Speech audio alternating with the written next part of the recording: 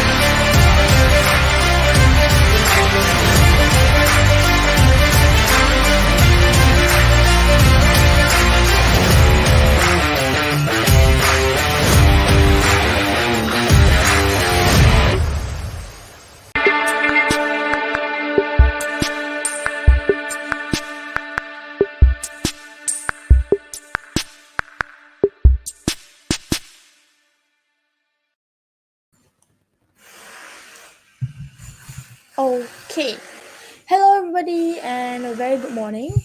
I am sorry if you notice any strange sounds at the back, but alas, good morning everyone. Welcome to our one of the many series of Make Data Fun Again workshop. So for this time around, we are going to focus more. For this time around of the workshop, we are going to focus on data engineering mainly.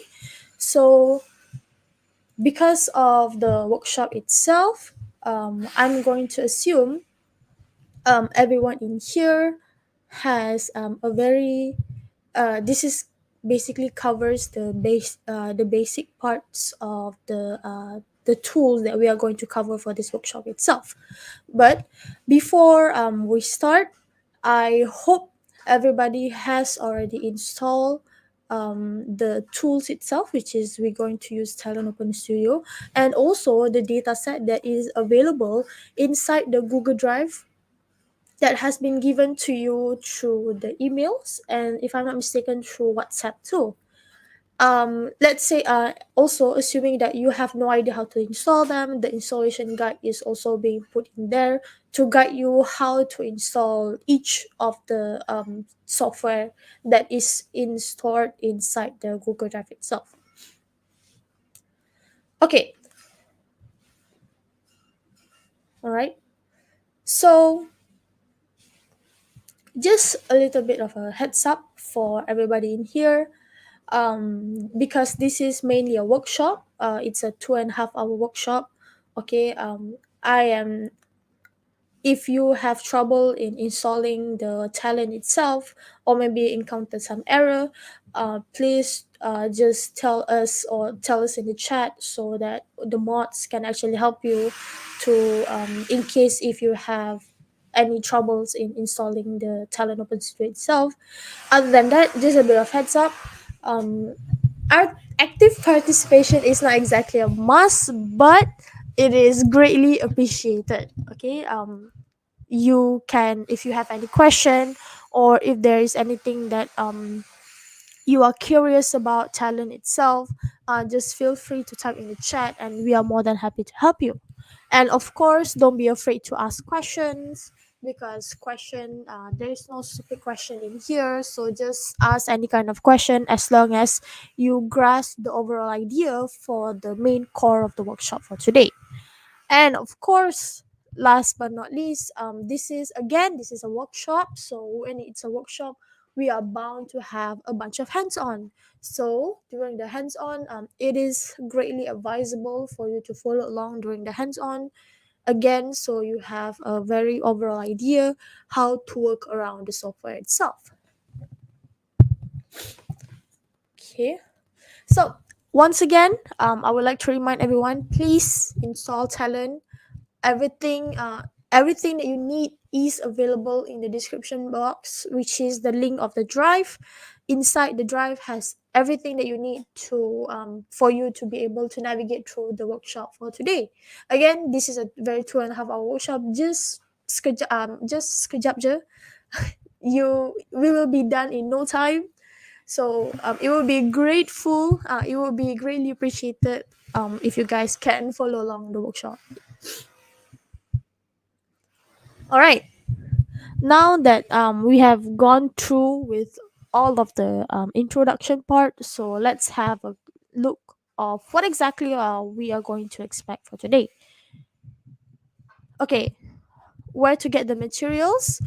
Yes, inside the installation, in the G Drive link, you should be able to see there's actually a bunch of stuff. Not just the installation guide and the PDF. You should be able to also see there is a there is also another folder that will lead you towards there. We have installation file, and then we have data set.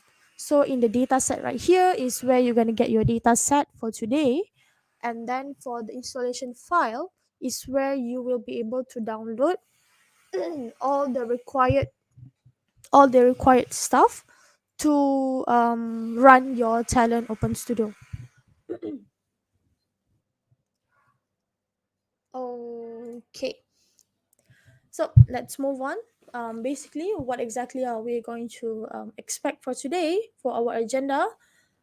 So our agenda is pretty straightforward for the day, which is first thing first. We're gonna go through just a brief introduction of what exactly is data engineering, but I'm assuming everybody is already in here is already know about the definition of data engineering, but we're just gonna go through the surface level of the introduction to data engineering itself. And then of course, once we have gone through that, I'm going to introduce to you one of the very famous data engineering tools, which is Talend Open Studio. And then once your Talend Open Studio or Talend has been introduced to you, okay, so we just gonna get a little bit of a hands-on on the basic stuff for by using Talend Open Studio. Okay, All right. So again, everyone, if you do have, if you are unable to install, or if you're unable to access the drive, or if you do have any question, just type in the chat. I may not be able to notice it most of the time, but if I do notice it, I will try my best and answer it for you. Okay, so let's go through the first our first thing for our agenda for today, which is the introduction to data engineering. So data engineering, okay, the definition of data engineering is the act of acquiring, translating, and validating the data quality so that the data can be later on used for analytics and visualization. So as you can see from the picture in the slides right here, we have engineering, preparation, analytics, and visualization. So most of the time, the first step the first step of the overall acquiring important okay acquiring acquiring possible acquiring the business insights from data. The first step of all, it's going to be data engineering, because it is the most important part. This is where we are going to gather all of the data from the we are going to gather all the data from the data source, and then we are going to make sure the data is qualified enough so that it can be put into the next phase, which is either preparation, or maybe analytics, or maybe visualization. This is so that this engineering is the most essential phase, or the most essential steps for us to make sure that we can go through the next phase of the data preparation itself. Okay, without if there is no data engineering, there is no guarantee the final phase or the final product, your data, is qualified enough to be used as visualization, or to be used as analytics, or even worse, because you have no means of acquiring them or translating them, or make sure validate the data to make sure it's qualified enough. So you just pretty much skip right away the engineering part, just go straight away to preparation, analytics, and visualization. Then the data itself can cause a lot of error. Either your visualization might looks very weird, or your overall analytics might be very misleading, because the data quality is not being because we never go through the phase of data quality. Okay, so which is why, again, data engineering is the most important part, the core part of ensuring the data to be in the highest quality possible. And of course, we need to gather the data source. We need to gather the data source from maybe very different sources, maybe from a data lake, or maybe from an old database to be transferred into a new database. So all this part are very important. Okay, so now that we have talked to data engineering, so let me introduce to you one of the many data engineering tools that are actually available out there.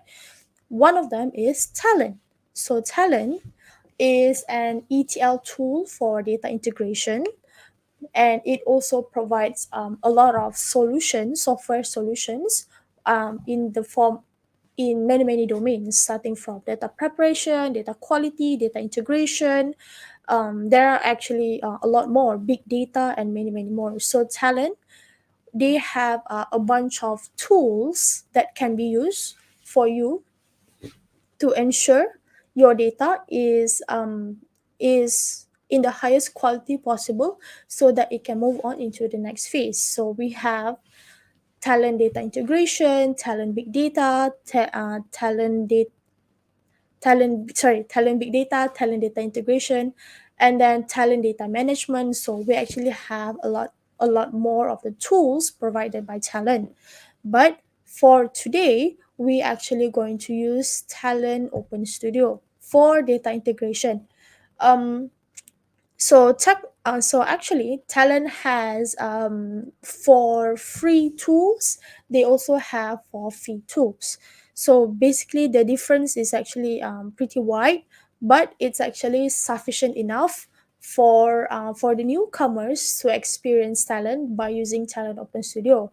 If you are satisfied with the Talent Open Studio, maybe you want to go to through step further, or maybe you think that it is worthwhile to invest in the Talent tools. Then after that, you can go to the actual paid version, the paid license for Talent, which is either Talent Studio or Talent Data Fabric. There are actually a lot more tools, the paid license for Talent tools out there.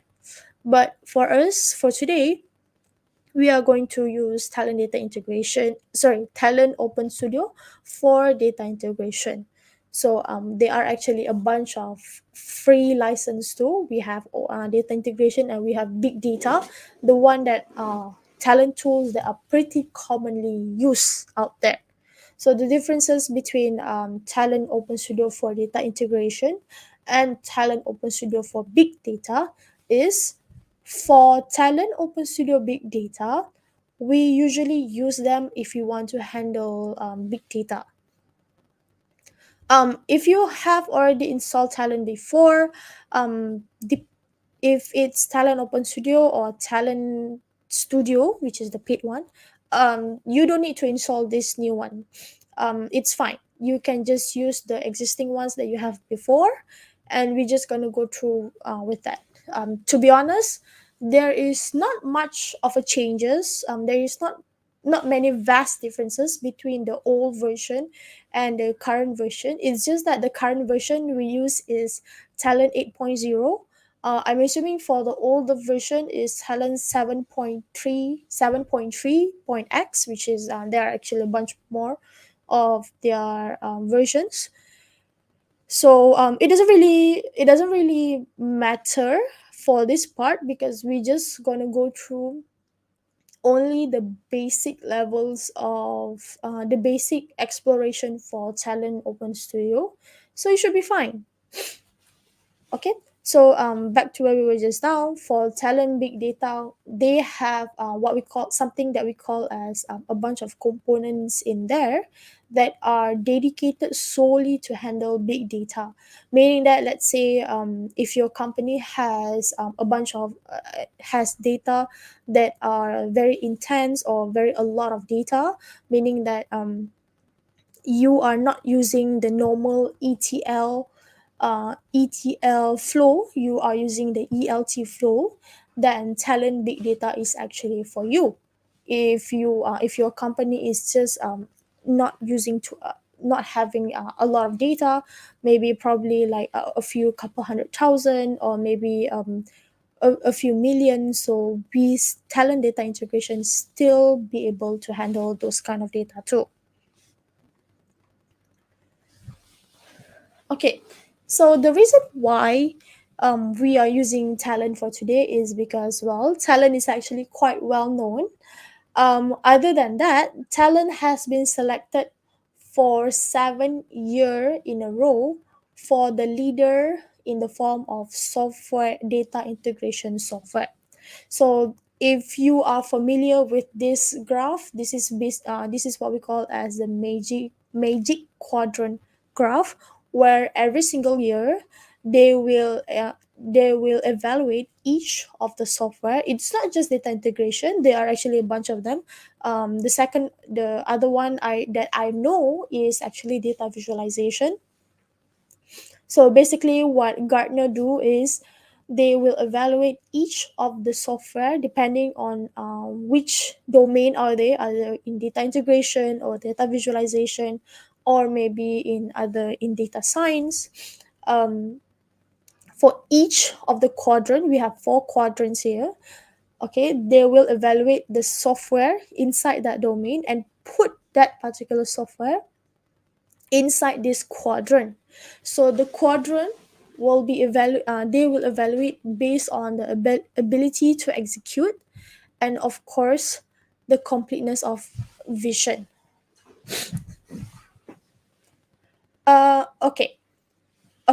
So let me just answer that after this.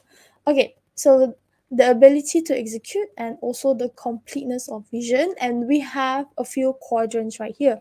And of course the best quadrants are what we call as the leaders quadrant, meaning that the higher your level of ability to execute, and the further to the right your completeness of vision, meaning that your the software itself is actually extremely good. So if you notice here in the leaders quadrant, we have a bunch of them actually: Informatica, Oracle, IBM, Talend, and SAP, and Microsoft. So this is deemed as the best software in the terms of the ability to execute, and of course the completeness of vision, meaning that if you are keen on experiencing data visualization software, but you are maybe you're worried that you have no knowledge of whatsoever, then you can try and start with the leaders quadrant. So the leaders quadrant are usually the one that are extremely user friendly and very easy to execute. Okay, so we have another question. Do you mean small data set is using ELT and big data is using ETL? The former is handled by Talend Studio while the latter is handled by Talend Big Data Open Studio. Yes, you could say something like that. Well, I'm not saying that ELT couldn't handle like very large data set. It's just that in the terms of effectiveness, usually a very large or a very high volume of data, very large data set, maybe like millions or billions of data. Usually, in the terms of effectiveness, it is better to use ETL instead of, ELT instead of ETL. Okay, which is why usually ETL is more being focusing on Talend Open Studio. ELT is being used on Talend Big Data Open Studio, but it's not exactly it's not necessary most of the time going to be like that. Most usually in the most common data situation, of course ETL is being implemented a lot in everywhere. ELT are very not common because of most of the time it will consume a lot of resources. Okay, all right, so okay, so we are so that is basically it for the pretty much the introductory part for the data engineering and also Talend itself. Again, if you are really interested in Talend or the overall Talend infrastructure itself, you can go ahead to their website and explore that. There are actually a lot of things that you can explore in Talend. They actually have a lot more to offer in the website, better than anything else. Okay, so regardless, we're gonna go ahead to the hands-on part for today. So basically, this is just basically a use case for today. Again, for the use case for today is we are given a data. Okay, we are given data and we have to make sure the data is clean and ready before analysis and visualization are made on that particular data itself. Okay, so the data set, you can find them once again inside the Google Drive. Okay, the data is the data will look something like this. Again, it's a very simple data. So this is the first data set that you are going to have, which is the states.txt. The second one that we have is cus.csv. So this is basically what we have as customer data. Again, if you notice some of the part inside the some of the part in the data set itself, it's pretty obvious. You can see we can do some transformation inside it. All right, so without further ado, let's go to the hands-on part for today. Okay, I have another question. Between Talent Studio and Jupyter Notebook, which of these two are easy to understand? For this question, it depends on the person. Okay, it depends on a person. What I meant by depending on a person is, if you are very familiar with Jupyter Notebook, meaning that you have years of experience of handling Jupyter Notebook, of course Jupyter Notebook is far more easier. But if you are assuming that you are very new to this domain, meaning that you are just very fresh, very fresh, meaning that you have no knowledge whatsoever, you are wanted to experience new stuff, I would highly suggest for you to use Talent Studio instead of Jupyter Notebook, because Talent Studio are focusing a lot more on the drag and drop kind of kind of stuff, meaning that you have very minimal programming, so that it's a very good thing to start, and it won't be too overwhelming for a very new it won't be too overwhelming for a newbie, meaning that you really don't have to crack your brains out to learn new programming language. Even even if I said that, it doesn't mean that you don't have to learn any programming language at all. It's just that whenever you're using Talent Studio or Talent Open Studio, it's very the need for you to learn coding or programming is very minimal, but it's there and you must learn them eventually, especially when you are especially if you're doing complicated project or complex project where it requires a lot of customized it requires a lot of customized command or customized routine, then yes, that you need to learn coding extensively to make use of all of the features that were offered by Talent Studio. Is Talent Open Studio require any programming language? Yes, yes. I would say yes. I won't say no. Yes, but it's very minimal. What I meant is very minimal is for this workshop mainly, we're not going to use a lot of programming, very minimal, but it's there. So, and it's actually quite straightforward, so it's easy for you to understand. But like I said again, the more deeper you go through for Talent, meaning that the more extensive you learn about Talent, then you will eventually find out that you will need to learn programming eventually, mostly Java, to make use of the Talent itself. Okay, so first thing first, I'm assuming everybody has commonly language use in Talent, Java. Okay. Okay, back to where we were just now, Java and SQL, sorry. Okay, back to where we were just now again. I'm assuming everybody has already installed their Talent Open Studio.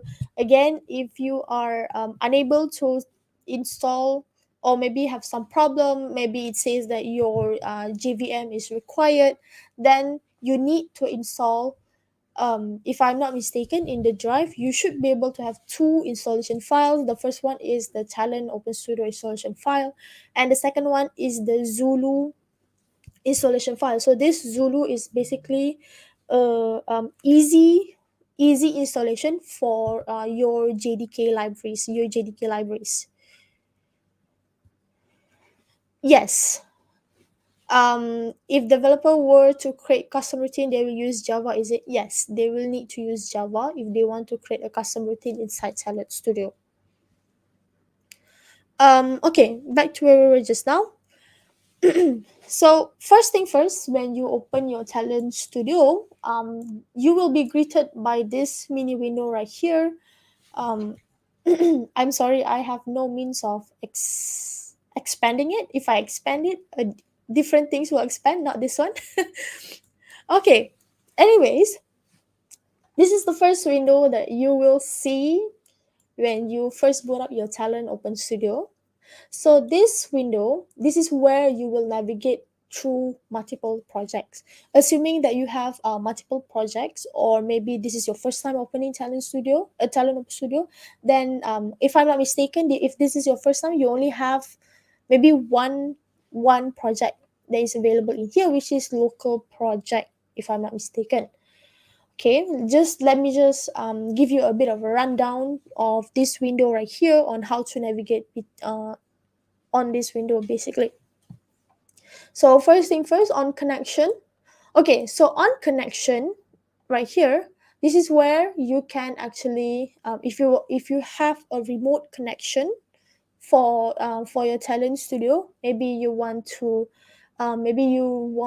connect to your TMC, which is Talent Management Console. So this is where you will navigate between connections right here. Okay, we have local, we have remote connection, and then in the paid version of Talend, you will actually be able to connect to a few connection, which is either using AWS connection, or of course the one that I said just now is the remote connection. Okay, the managed connection we're going to go through after this. Select an existing project. Again, if you have worked on Talend multiple times before, you will have a bunch of existing projects that you have created right here.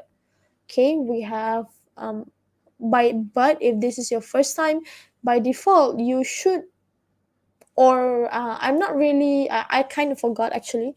You should be able to have at least one existing project, which is we call as local underscore project. Okay, below the existing project option, we have a create a new project. So create a new project, this is where you want to create new project. So let's say if you want to create a new project, this is where you're going to do them. Import a demo project. So if you want to let's say you want to use Talend but you have no idea how to use them, so this is where you can actually import a demo project. Okay, so where they will show you on the maximum use for Talend Open Studio. Okay, so if you click on select, you will have another window that gives you the option to import a demo project.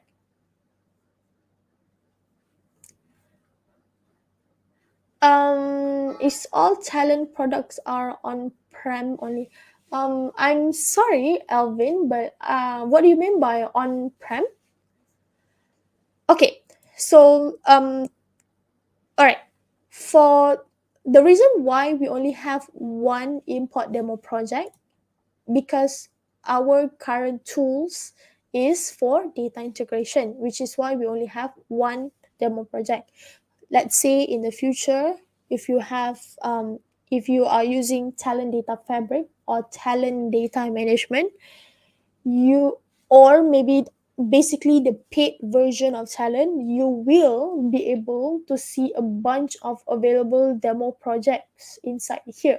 But for now, the free version will only focus on one demo project. So if you want to explore further, or if you want to explore further, or you want to see how exactly the demo project is being done, feel free to do so. So next we have an import an existing project. So import an existing project. So let's say if you have an existing project in your local computer, existing Talend project in your computer, you can use this option, and you will actually, if you click on select, you will be brought into another windows. Okay, and you will need to specify the project name, and of course show the root directory that leads to the project, and then you can basically import the project itself.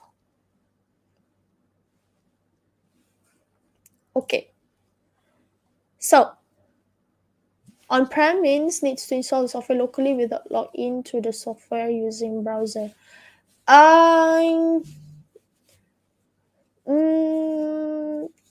Well, for this time around, which is for Talend Open Studio, yeah, you need actually to install locally inside the computer.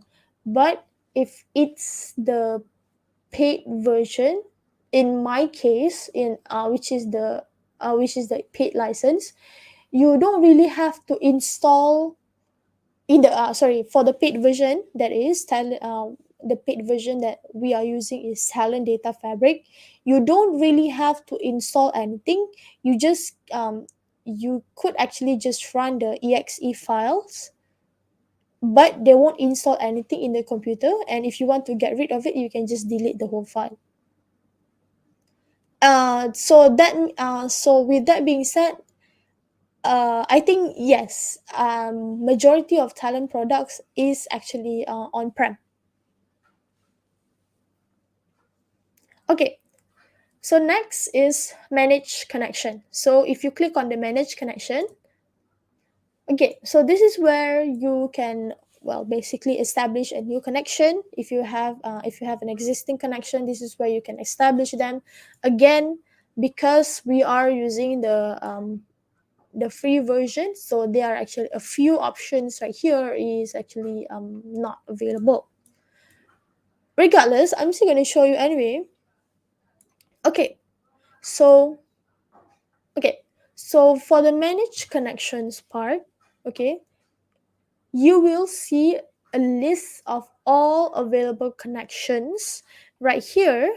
If you do establish on a few connections, of course, um, initially you could actually establish a new connection in the left side, okay, at the bottom, okay. You in the at the bottom in the paid version, you will be able to see a few icon that actually allows you to add a new additional connection. And how to add the additional connection is quite straightforward. Pretty much, click on the plus icon, and then you need to specify the repository. The repository is basically either local, remote connection, and the rest is actually connecting through AWS. Okay, if you choose remote connection or using AWS, you need to specify additional credentials, so that actually allows Talend to establish a connection between the software itself and to the remote connection, of course. Okay, and of course, if you want to get rid of your project, meaning that you have no use for the project anymore, you can click on the this delete existing project button, where it will basically delete the project and everything inside that particular project. Okay, so now that's done. So let's create a new project. So for this project, let's name it workshop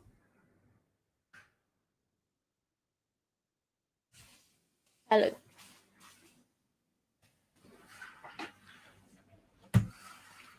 Okay, workshop Talend.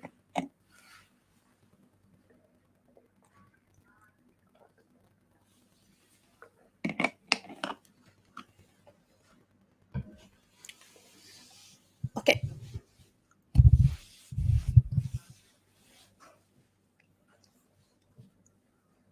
Okay, click on create. So if you click on create, now the project that you have created just now will be available in the select an existing project list. Okay, click on it, and then click on finish. So if you click on finish,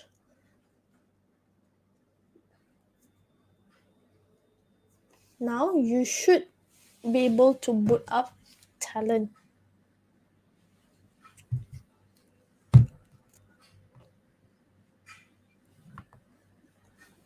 Okay. All right. So again, if you are really further interested with Talend, I would highly suggest for you to actually sign up with the Talend community. There are actually a lot of people there, and they will, in the long run, you could actually ask help from the community itself, and they actually be able to help you with your problems. And of course, create the account, and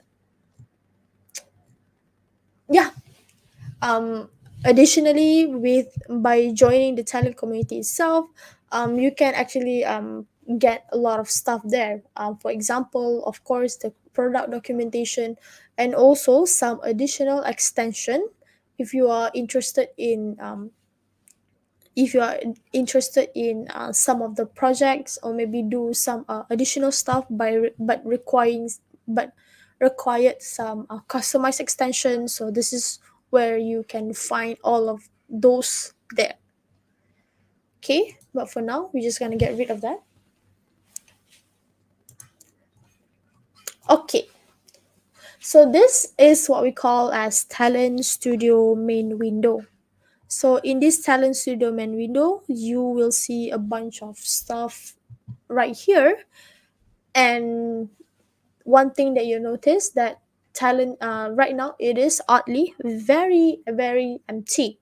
So there's a reason why it's actually very empty, but but we're gonna go through that after this.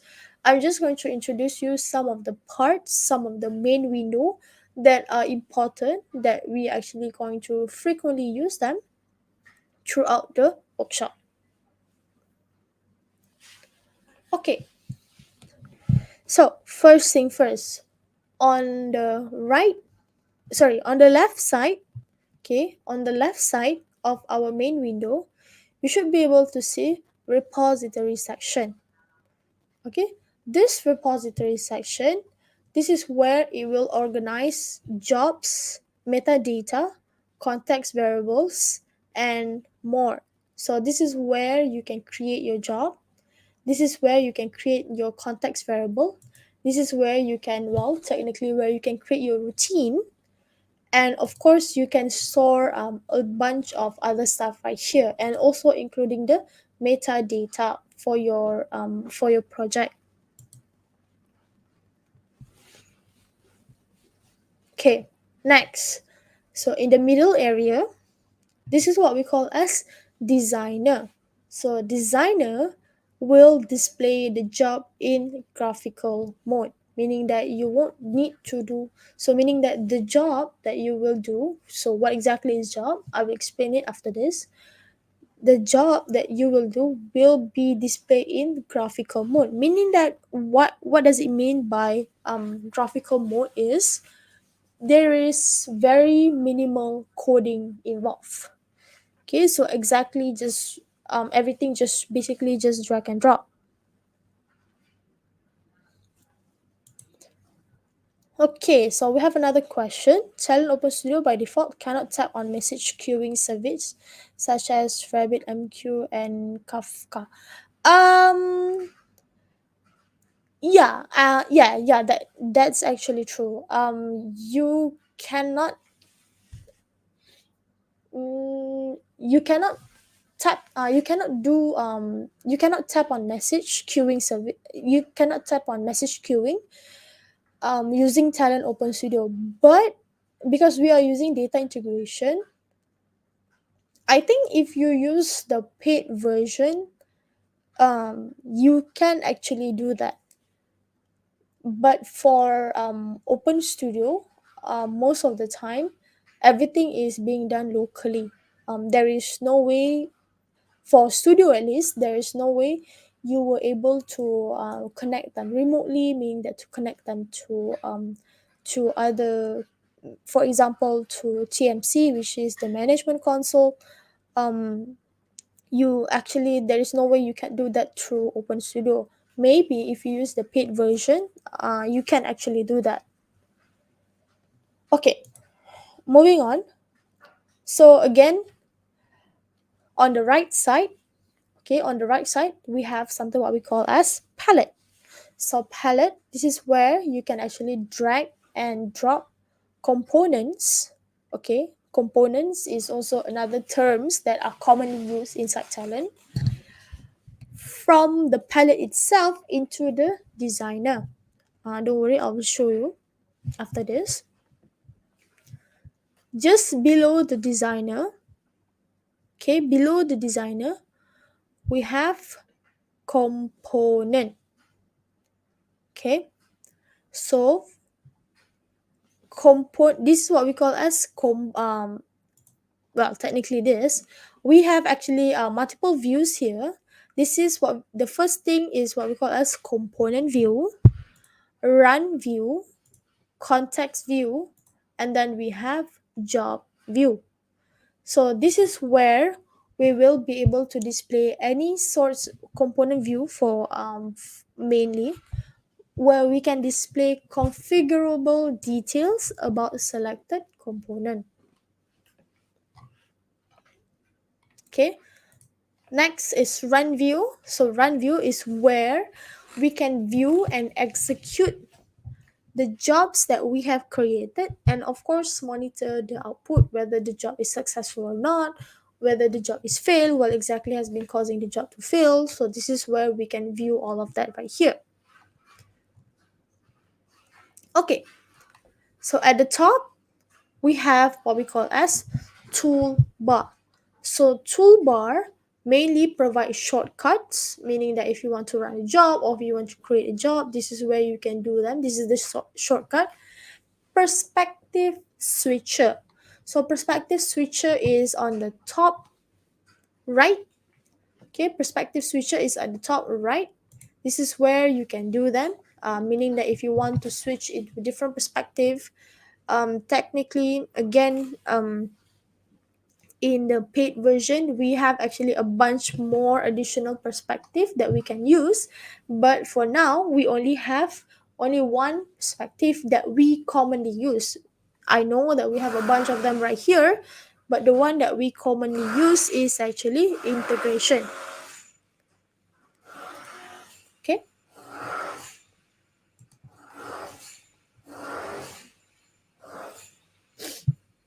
um okay, Talend Open Studio by default can only connect to normal R RDBM SDB. And what about key value like Redis? Okay, personally, for these two situation, I actually personally never really use them. So, but the way I see it, I think you cannot use Talend Open Studio for you to be able to connect to normal for RDB MSDB, and of course the key value, the other one is Redis. I think you cannot be able to access them through. I mean, you cannot connect them to Talend Open Studio. Again, I'm pretty sure everything is very quite possible if you use the paid version. Okay, so let's move on.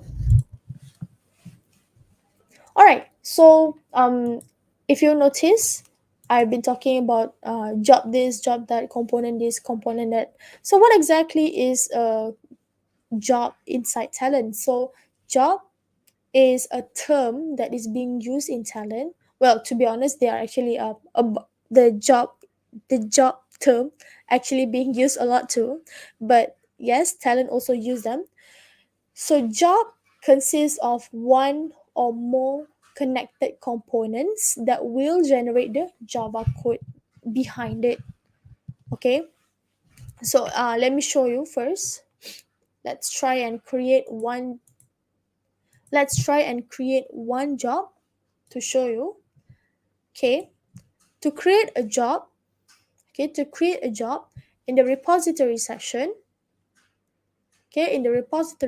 section, job design, right click, create job.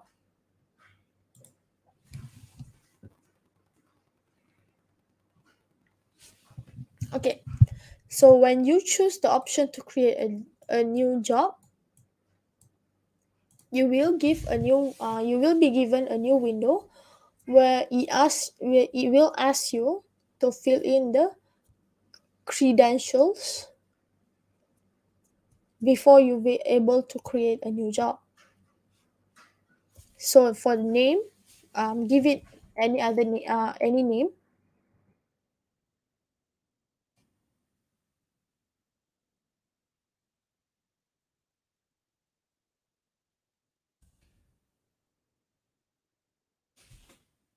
Oops. Let me just try this again.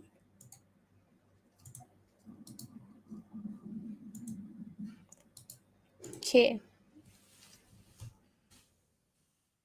Job one.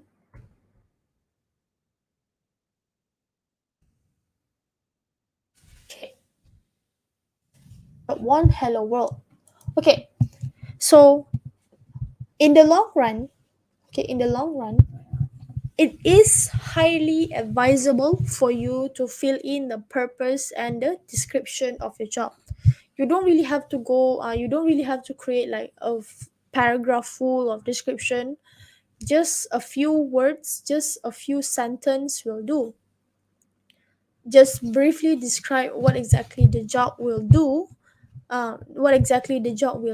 so that in the future, maybe, or if you share the project between your team members, at least they have a very brief idea on what exactly the job will looks like without having the need to open the job itself. Okay.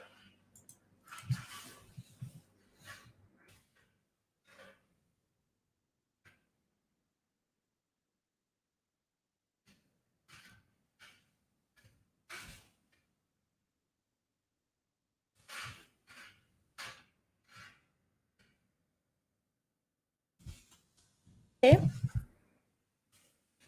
So of course we have a bunch of stuff right here. We have author, we have locker, we have version, status, and then path. If you notice, a few of them is actually being logged right here, except for the version. Okay, so for the author, you can actually change them if you use you can actually change them in the project, in the beginning of the page, meaning that during in the project management page, where you can select a few project, and then if you remember at the manage connection section, uh, you should be able to see an email right there, right? So that email, in the actual situation, you were advisable, or you were given to use email that given to you in order for you to sign into your to Talend. So the author will automatically be logged. And then the version, version is pretty straightforward, pretty self-explanatory, and you should be able to have a brief idea on what exactly version looks like. So locker and status, locker, you can actually avoid it. They in this version, in this part at least, it serves no purpose. But for status, it's entirely up to you. Where For the status, mainly on whether it's on development, testing, and production. So this is the default environment. This is the default environment that were given by Talend. Okay, of course, if you want to add a new environment, you could, but if we have time, I will show you how to add a new environment. But if we don't, then we can only use the one that's being given to us. And of course, path. So if you want to you know choose the folder selected folder for your job, meaning that you could actually create a new folder right here, and you want to actually place this job into a specific folder, you can do it right here. Okay, click on finish. And okay, if you want to create a new folder within the job, in the repository section, job design, right click, and you should be able to see an option where it says create folder. So this create folder option, you can create a new folder where you can basically rearrange or make sure your job is you can basically rearrange your job to be in a respective folder. Okay, so now if you notice, when I have created a new job, basically an existing job, okay, if you notice, we have a bunch of stuff that actually has been activated before this, because we haven't created a new job just yet. So some of the stuff is very some of the parts of the stuff is very empty. For example, if you notice in the designer section, so if you notice before this it's all white, now it's been checkered, meaning that it's already active. And then we have our palette. Before this, our palette is very empty, and now it is filled in. It is filled in with a bunch of stuff right here. Okay, so again, component. Okay, component. You can actually found them inside palette. Okay, this palette stores component, and it is being organized by what we call as family. So all of these, big data, business intelligence, we have file, internet, these are all what we call as family. Okay, inside the family, for example, I click on file, I click on input. Now this icon right, this icon right here, this is what we call as component. Okay, this is what we call as component. So let's start by building our first job by calling a, a, a component prefix.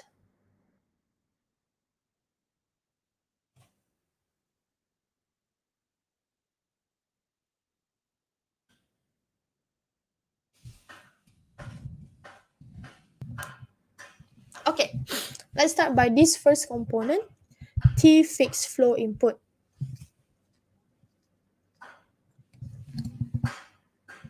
Okay, so this component is available inside miscellaneous family. Okay, in the miscellaneous family, we have node and t fixed flow input. So drag and drop t fixed flow input inside your designer. Drag and drop your t fixed flow input component inside the designer. So this is what we call as component.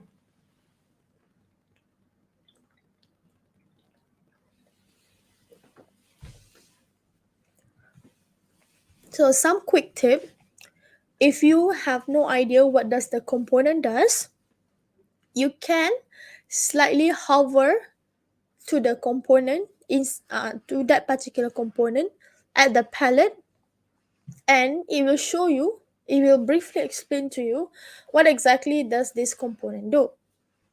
So if we briefly hover it, so what does it do is it will create a fixed flow from internal variables. Resize the font.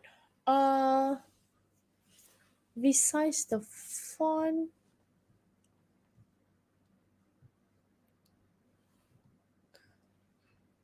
Uh,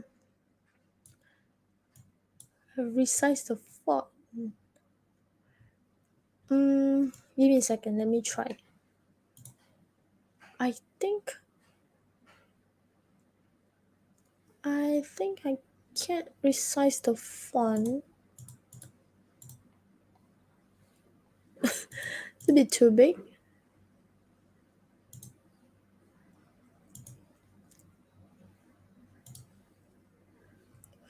Oh, okay, okay, okay. I think I have an idea how to do it.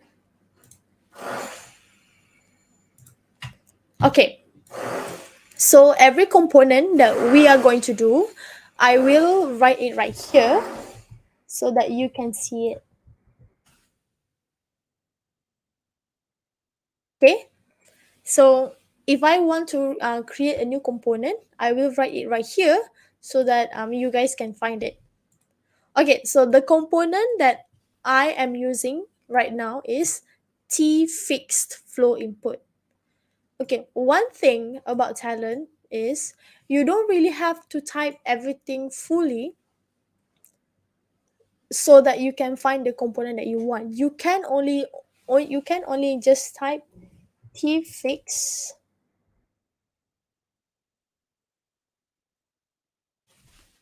You can just type something like this. Okay, it's a bit too obvious now. Okay, you can just type something like this, and everything that match input, everything that match input in the component, they will actually display it to you. So all that it needs for you to do is just find the component that you want. Just find the component that you want. Okay, but maybe you still think it's a bit too difficult. Maybe like there's still a bunch of families that open right here, so you will have a very hard time just to navigate through it. Okay, don't worry.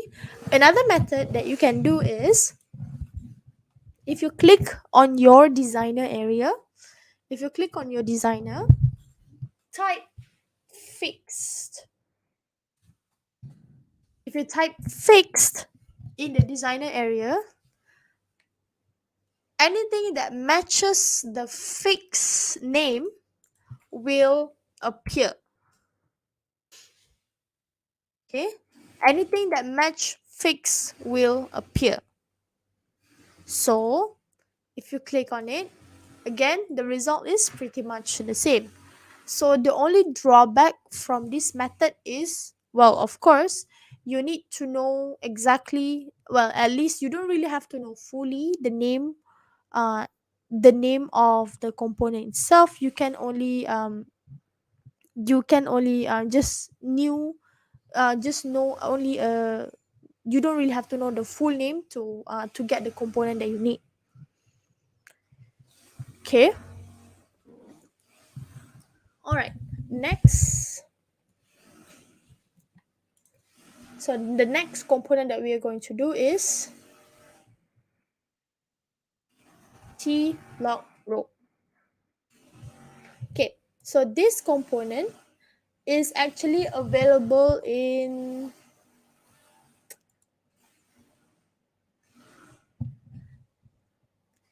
okay, let me just move this first.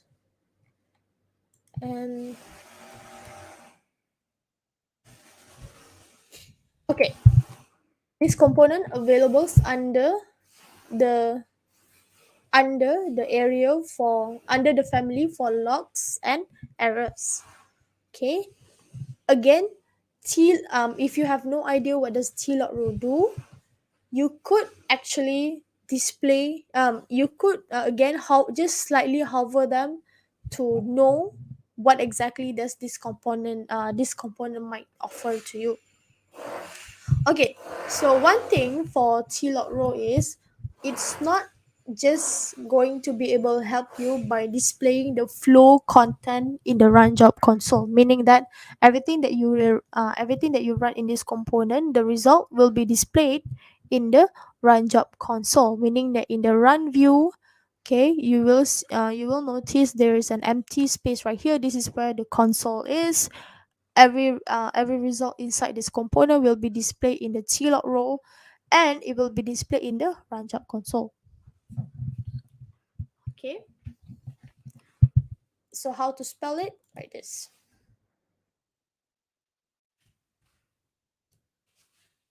tlog row.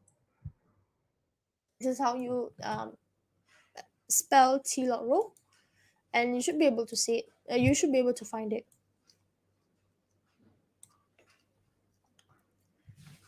Okay, we also have another question. Can also show how to get data from Kubernetes environment. What is the needed component throughout the pipeline? Okay, so for this question, I think it's getting a little bit too specific. So if the question is getting a little bit too specific, you can actually email us, so that we will try our best on answering you on the question. I don't think I can show to you right now for the workshop, because again, the question is already getting too specific, and the workshop mainly covers the basic part. Okay, so next, before we do anything else, we need to connect these two components together to be able to make it work. So let's connect them together. In order for you to connect them together, click on the T fixed flow input component. Okay, click on it, right click, and you should be able to see a bunch of options right here. Okay, so all of these options will actually play a lot of roles in the actual project situation. But for now, we will only use row option. Okay, click on row, choose main. Okay, if you choose main, you should be able to see there is a black line that will follow you. Okay, this is this is where you will be able to connect from one component to another component. Okay, so click on the T-row. Okay, so now we have this job that has been this job. Inside the job, we have two components that are connected to another. So this is what we call as job. So job consists of one or more connected components that generate Java code. Where can you find the Java code? If you notice, in the designer, at the bottom left of designer, you will be able to see a very tiny tab right below here, just below the designer, above the run view. Okay, designer we have, and then we have code. So if you click on code, okay, so this is where the code this is where the coding happens. The coding for each of the component happen. Okay, one thing that you need to remember, even though they have the code option right here, you will not be able to edit the code. Okay, you will not be able to edit the code. So if you notice, even though I'm clicking here, I'm basically pressing something on my keyboard right now. Nothing is being reflected in the screen. So the reason why this code is right here is, of course, because on some people, they were able to understand the job well by reading the code, or in certain cases, if your let's say if your job fails, okay, and you have no idea what exactly has been causing your job to failing, you can actually use this code view. Okay, you can actually use this view to identify which part exactly has been causing the error, which has been causing your job to fail. Okay, but again, this is not exactly for everyone, meaning not everybody can read the code. Okay, most of the time we will always stay on this particular on the designer view.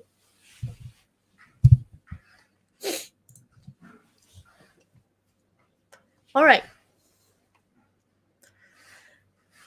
so again, next is component Okay, this is what we call as component.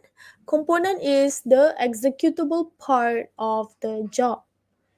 Okay, again, you can find all of the components on the palette area, and each of the components are connected with rows. So this row is the links that carry the data.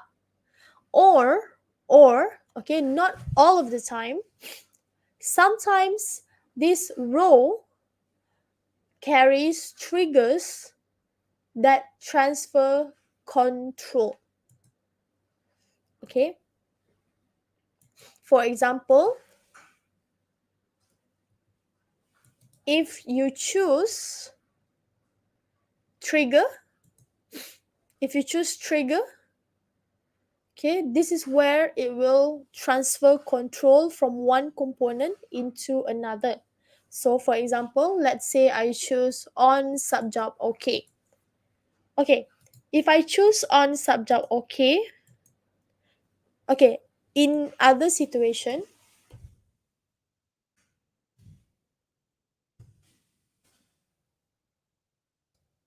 okay, in other situation, there are certain cases where connecting rows may be deemed unsuitable. So for example, just now if you notice, I was trying to connect my T fixed flow input to my T log row. Okay, the reason why it is not suitable is mainly because most of the situation, whenever we use this option, the trigger option instead of the main option, this is because usually we want to transfer control from one component into another. The reason why T-log row is you can basically you cannot connect them together. Okay, if you notice, Talend has been denying me my attempt on connecting them together, is because even if the T fixed flow input is transferring the control to the T log row, the roles that T log row has for the job is very little to none. Most of the time, developers commonly use T log row as a part of testing. Okay, what does it mean by a part of testing is, for example, I have my first component right here, which is T fixed flow input. So I put a bunch of stuff right there in this component, yada yada, put a bunch of stuff, and then I want to test this component, whether this component is okay or not, without having the need for me to transfer this component, everything that happens inside it, into a new different component. Let's say if I choose to transfer into a database, okay, and that would be very very risky, meaning that I have no guarantee this component will not throw me an error.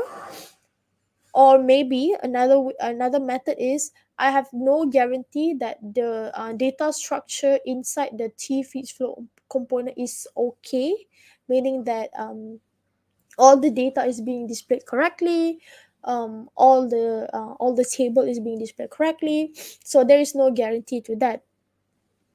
So we don't want to risk those kind of stuff by putting it straight away into the database, which is why we use T-log row.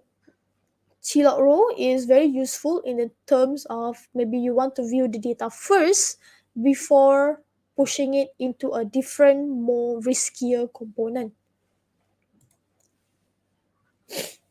Okay. So once again, in the T fixed flow input, click on T fixed flow input and then choose component.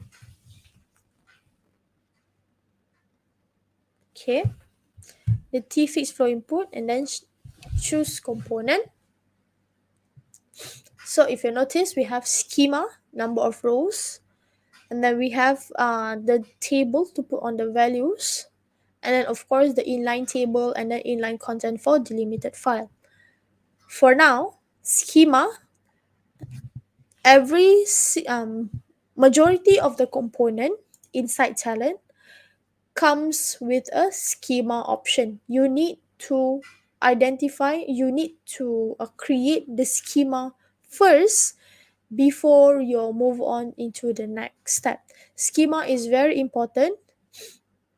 It acts like a it acts like a overall, like a table. Okay, I would say it acts like a table, so that it gives Talend a view, or a very brief overview of what is available in the data, meaning that what is the data type, how many rows, what is the name for each of the rows for your for the schema. So this is where we will do it right here. So schema, edit schema.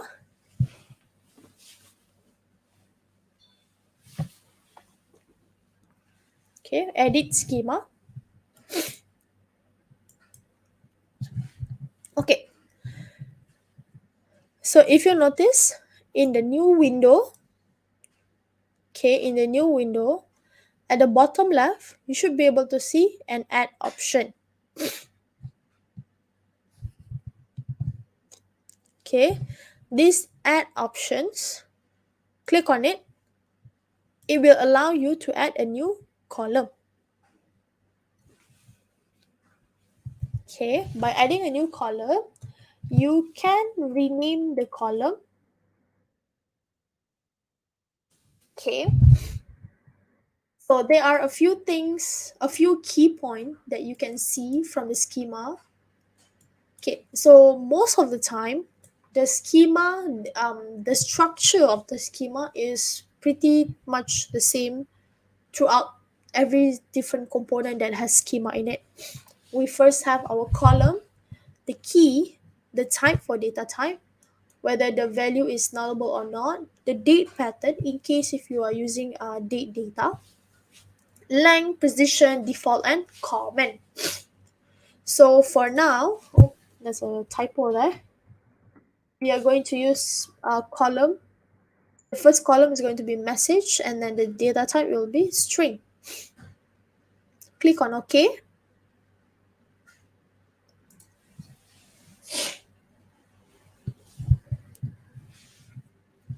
Okay, most of the time, if this kind of reminder or this kind of warning appears, this is mainly because the things that you have done previously will affect greatly for the whole job. Okay, so if you are confident with the changes, and if you do want to apply the changes, then just click yes. But if you don't, just click no. Click on yes. So now, if you notice in the component view, okay, in the component view,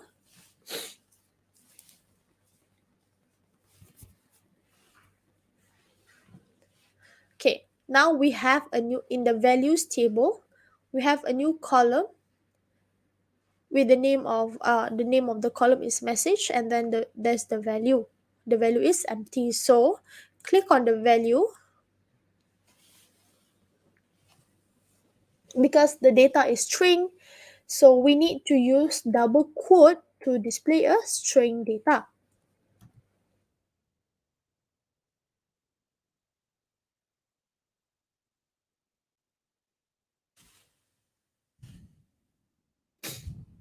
Okay, if it's a different data, meaning that if it's a values data, meaning that it's in integer or float or big decimal data, then you don't really need to use the double quote. So hello world, and then once you have done that, the schema is everything good. Component, click on the run view. Okay, click on the run view, and then we have a bunch of things right here. Actually, in the run view, we have basic run, we have debug run, advanced settings, target execution, and then memory run. So each of these are they have their own respective role. But for now, we're only going to focus on basic run. So click on run.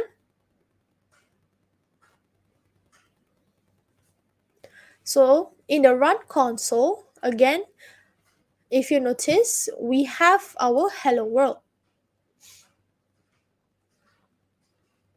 Can use single quote for string data type? Okay, let's try. Can I use a single string quote for data type?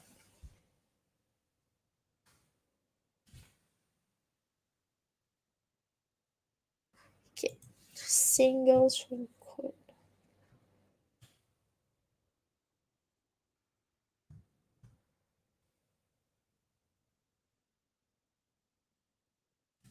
Okay, I have double quote, I have single quote. So let's try.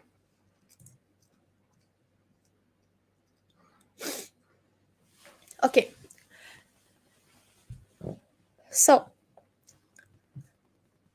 it says here invalid character constant, meaning that you cannot use single quote to represent string data type.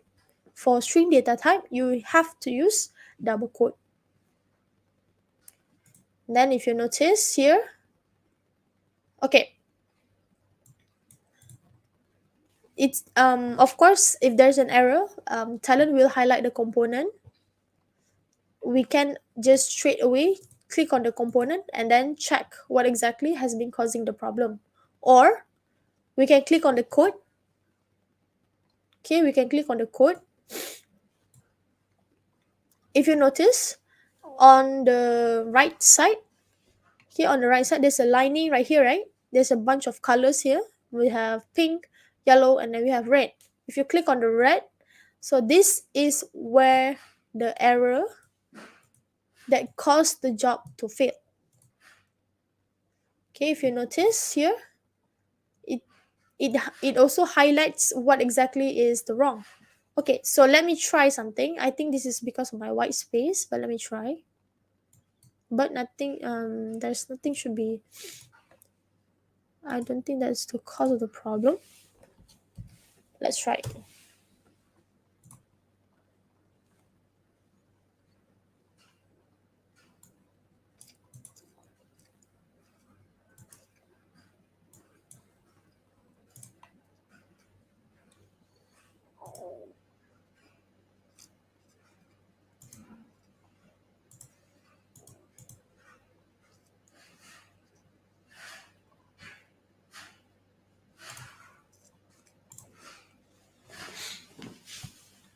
Okay, so that pretty much clarifies it. Okay, that pretty much clarifies it. The cause of the error is pretty much by the single quote. So now let's go ahead and correct it.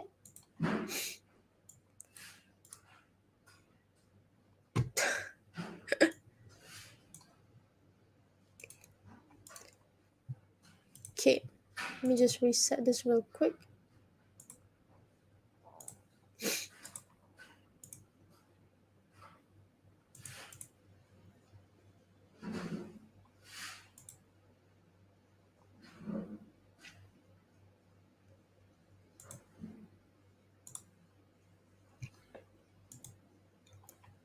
Okay.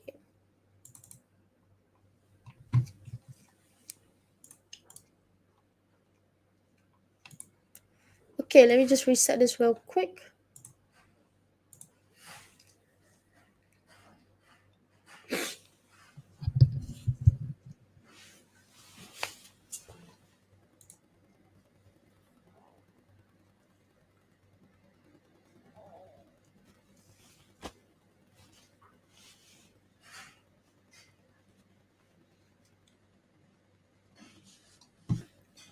All right.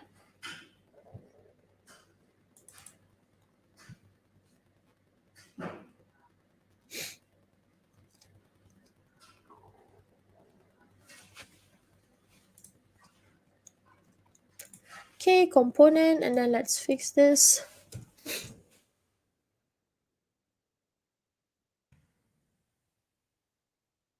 Now let's run this again.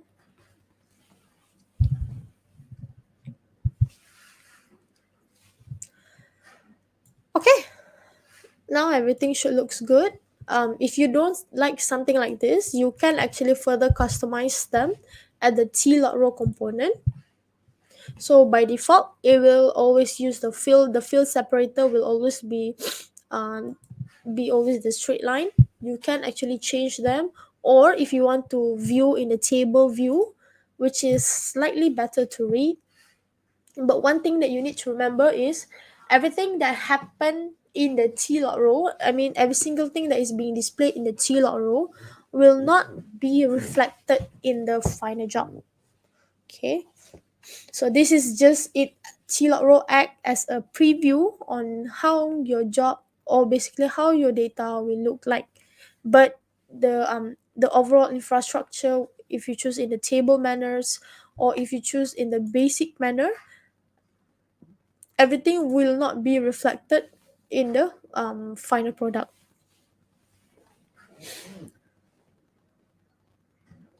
Okay,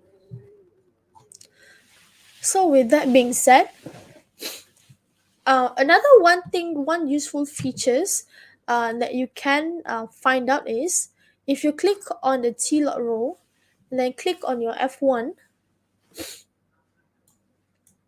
Okay, if you click on t.row and then click on your F1, you should be able, Talend will actually redirect you to the documentation of the specific component that you click on. Okay, just now I click on the t.row component and then I press F1. So let's say if you want to have a further reading of the specific component, or if you want to see the application of that particular component in the job, you can actually do that. Press F1 and then it will be redirect you to the useful website where it will further explain in detail the component that you are currently looked on into. Okay, next. Okay, so next part is let's go ahead and try and import a file inside our Talend Studio. Okay. Oh, okay, give me a second. Okay, so in Talend, you can actually read a bunch. There are actually a lot of files that you can actually read, or you can actually import to Talend. Given that you know the correct component to import for each of the file. So what exactly that means is you need to identify the extension of your source file before you were able to import them into your Talend Studio. It is actually very important, and of course, if you want to connect your data which is resides in the database into Talend, also can. But first, you need to establish the connection between your database through Talend Open Studio first. But for now, we are going to create a new job where we will import some files into Talend.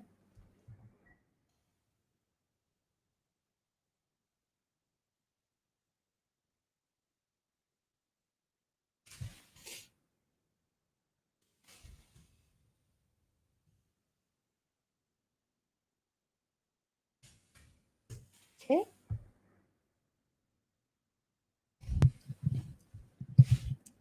All right. First, we will import.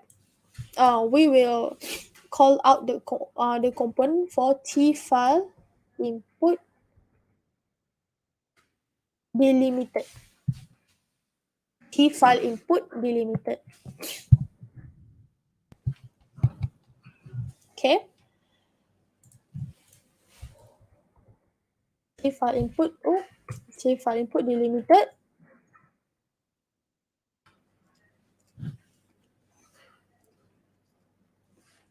Okay.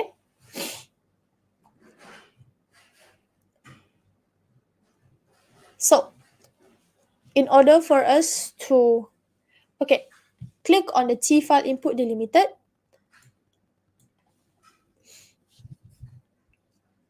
Okay, so now the first thing when you take out the T file input delimiter component, you will be able to see the warning right here. So the warning says no schema has been defined yet and the component should have output link. So mainly the warning indicates that first the component requires a schema and then it should be attached to another component. But before that, we will we will configure the the component that we have right here first. Okay, so first thing first, click on the component in the component view. Okay, we have a bunch of things right here. First thing first that I want everybody to do is in the file name slash stream. Okay, file name slash stream. By default, this is the default placeholder file name that Talend has put. We need to change them first. We need to redirect them to the correct file source before we go on to the next step. Okay, so in the file name stream, at the right side, you should see the the ellipsis button right here. So click on the ellipsis button. Now what I want everybody to do is go ahead and find cus.csv. Okay, find cus.csv.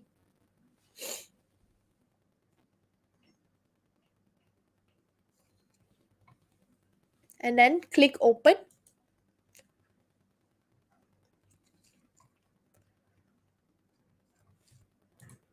Okay. So, okay, still in this component view, we need to change the field separator from semicolon, which is by default, into comma. Okay, by default, the data for cus.csv is being separated through comma. Okay, so I won't really suggest for you to open through Excel, Windows Excel, because they already segmentize everything to you straight away. Okay, I would suggest for you to open them through WordPad, so that right away you can know the data, each of the data is being separated using comma, which is why I choose the field separator from semicolon using comma.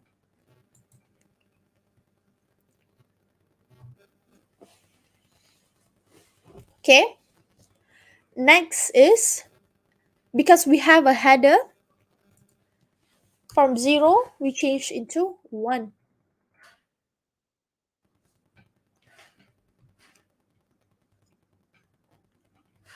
Okay,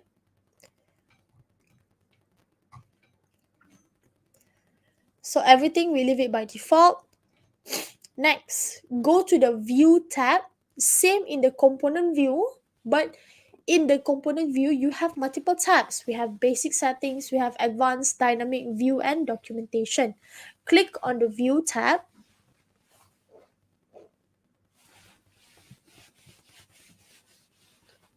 So label format, change into customers file.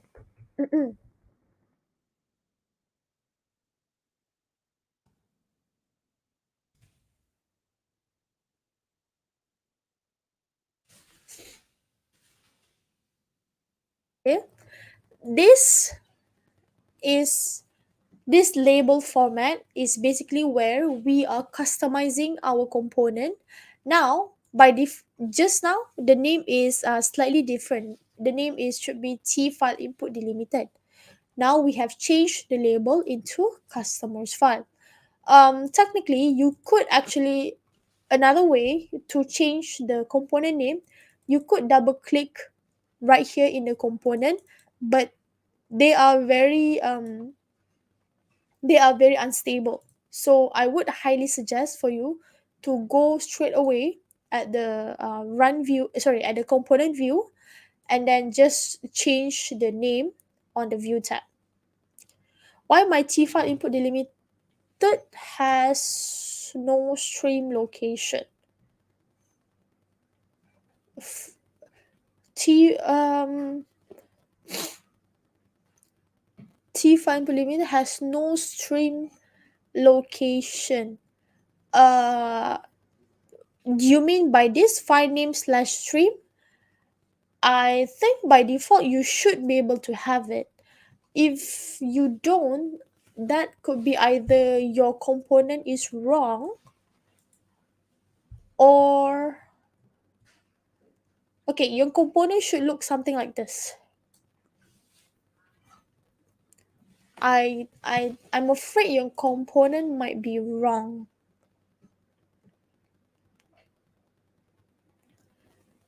Okay. You need to check back on your component. Again, how to type them? Just type T file input delimited. And the shape of the component looks something like this. Okay, and the arrow should be in blue, not in green. The blue indicates it's an input, the green indicates it's an output. Okay, next. We have done all the configuration. Now let's define the schema. Right now, if you hover at the warning sign, we still haven't defined our schema just yet. So let's define them right now. Click on the edit schema.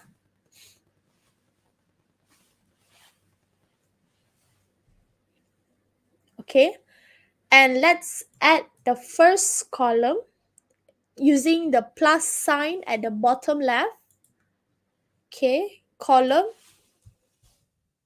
first. Okay, column first. Okay, the type is string. Let's put the length around 15.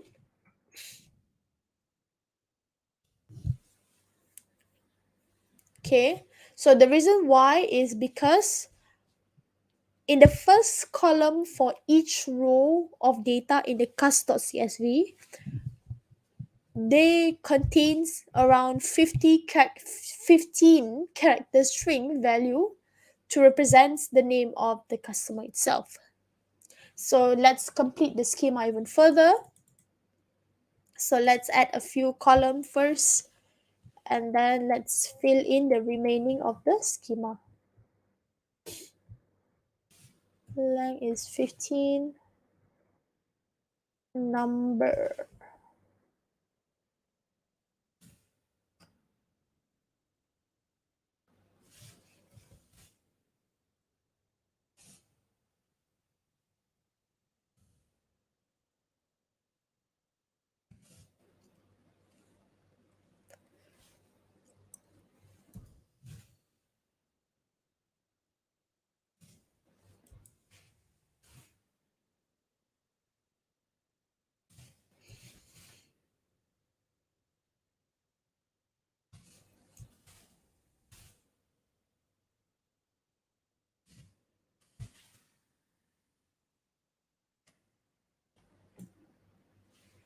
Okay. How do I do this? Oh, okay. Let me just type it for you. Okay. All the data type are the same, but the column name last is 15.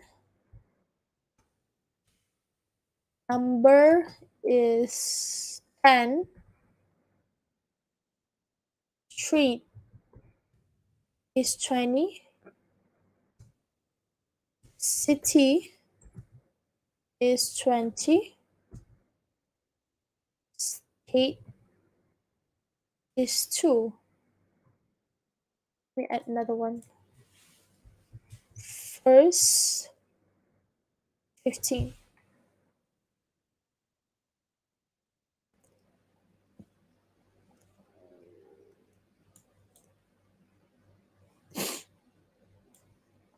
Again, the data type is the same, which is string.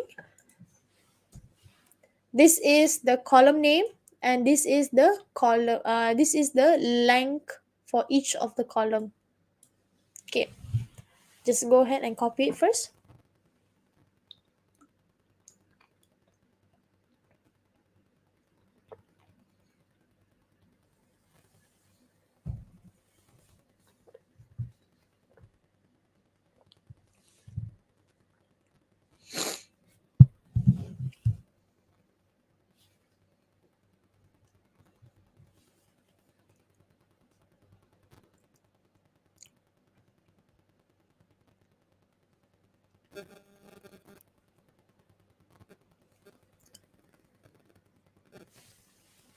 Can we import? Do we need to specify column name one by one? Can we import from the file header? Yes, there are actually another method on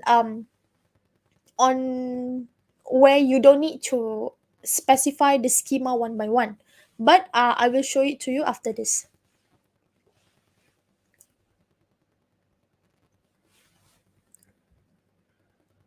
Okay. Okay, next, let me show it to you after this. There is actually another method on how to import the schema effectively, but for now let me just show you the remaining of the steps first. Okay, click OK. Everything has been done. All right, now the next thing that we are going to go through is the next component that we are going to go through is tmap. Okay, tmap.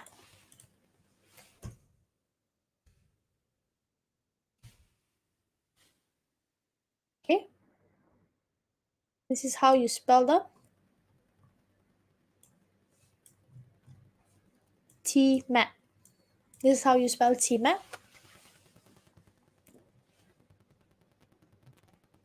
Okay, so again, if you have no idea what does tmap do, you can just slightly hover to the component. You can just slightly hover to the component, and they will tell you exactly what exactly does tmap do. So most of the time, tmap is where you're going to do a majority of your transformation of your data transformation inside your job. Okay, the transformation that we are going to do currently is, if you notice inside the cust.csv, the data for the state is very inconsistent. Some of them is in small letters, some of them is in capital letters. So we want to make them more consistent. We want to change them to make sure all of the data is consistent. Okay, so in order for us to do that, we are going to need the help. We are going to use tmap to change from the state just now from small letters to capital letters. Right now, customers file row main connect to tmap.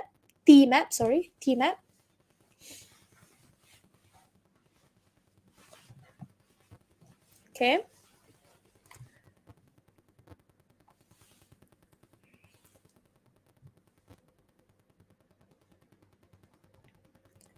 So next is in the tmap, right click in the tmap row. Okay, right click on the tmap row, new output. So in the new output, click on it and then type on t file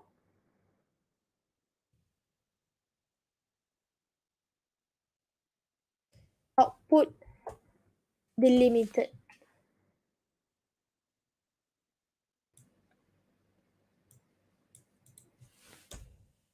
T file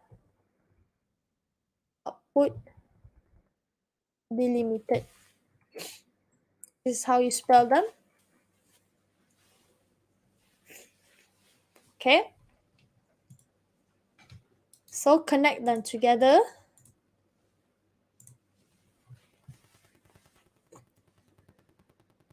Okay. Once you attempt to connect them together, a new window will appear asking you first to give a name for the output connection. Okay, so let's give a new output name first. Capped out and click OK. So now we have our job is being completed. The row that connects between tmap and the t file output delimited is called capped out. Okay. Even though the name is slightly different, but the connection is still main, just like the one in the input connection. But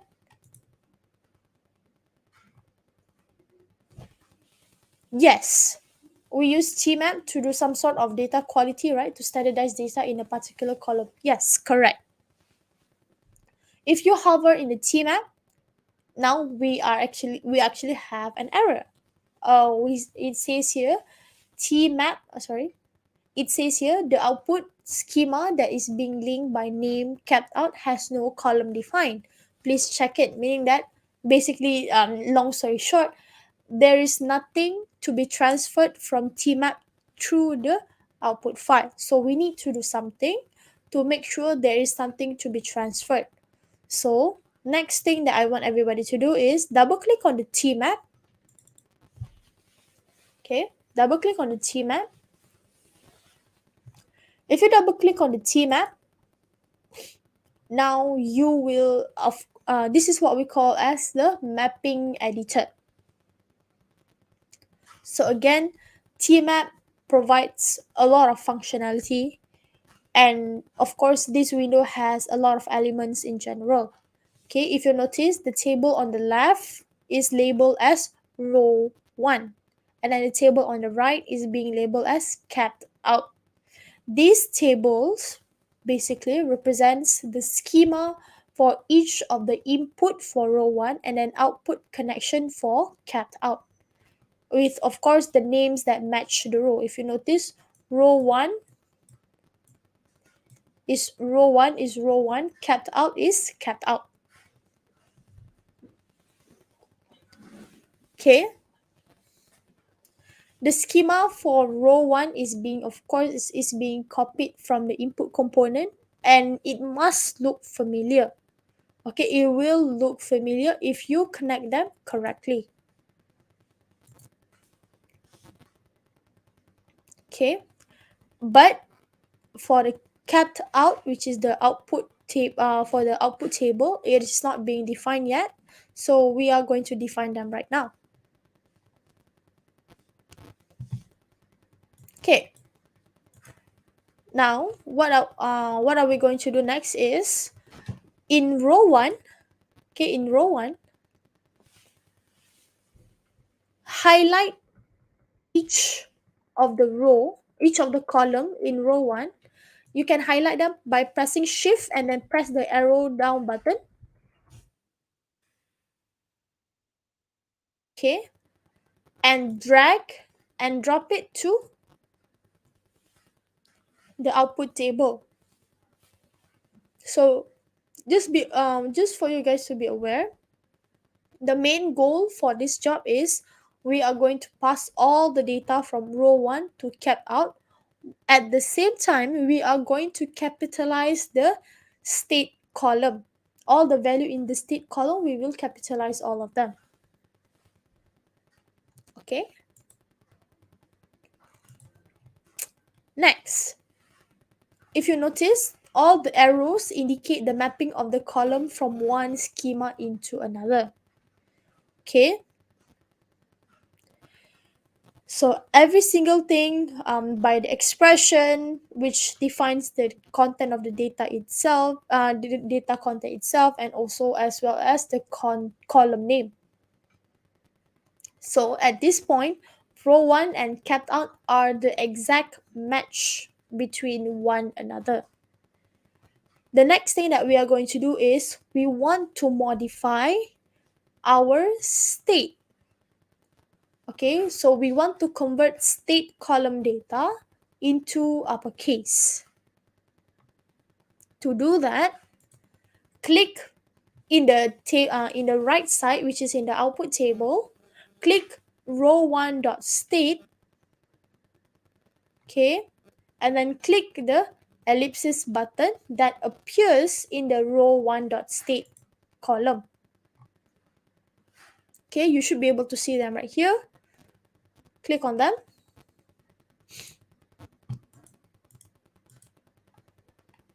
Okay, if you click on them, this is what we call as an expression builder. Okay, in this expression builder, it allows you to construct expressions in Java syntax. Okay, you can enter the expression as text yourself, or you can always take the advantage of the tools that are available right here to make your life pretty much easier. All right, next thing that we are going to do is in the category section, click on string handling. Okay, and then find uppercase. Find uppercase.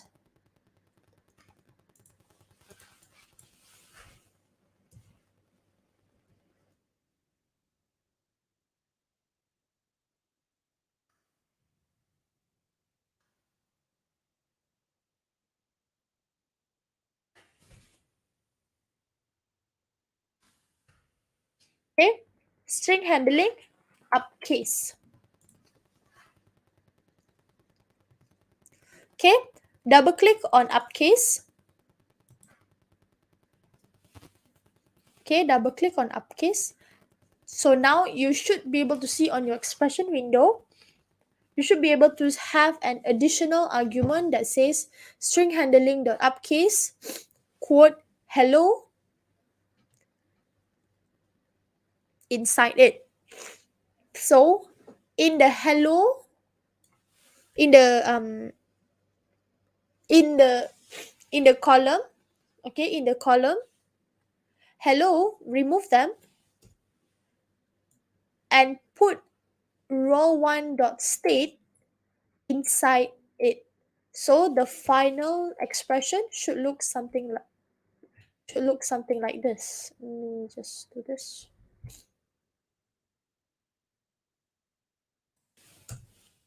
This is the final expression.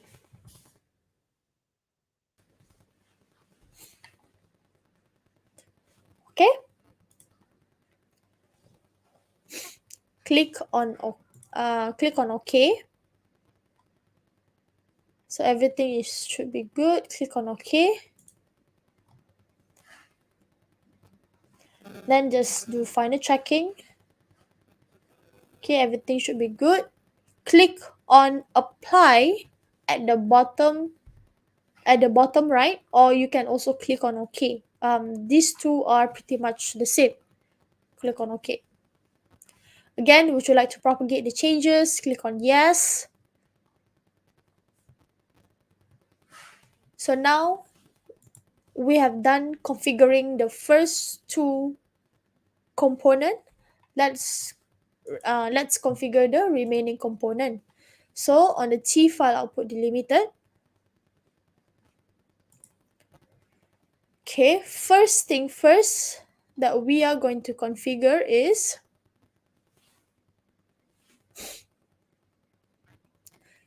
in the in the component view. Once again, change the rows, the field separator from semicolon to comma,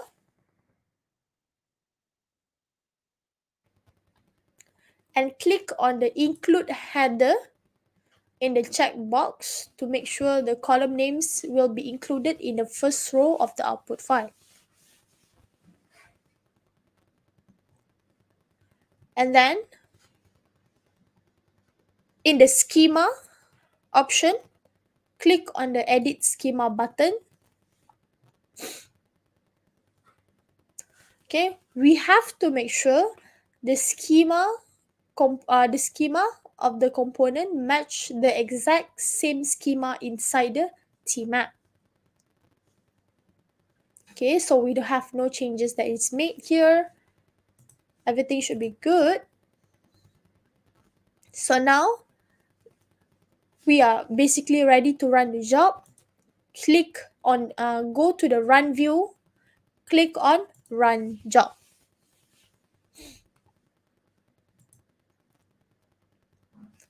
All right, if everything is working, there is no error whatsoever, you should be able to have on your run console job ended by exit code 0. Exit code equals to 0 indicates that the job has been executed successfully.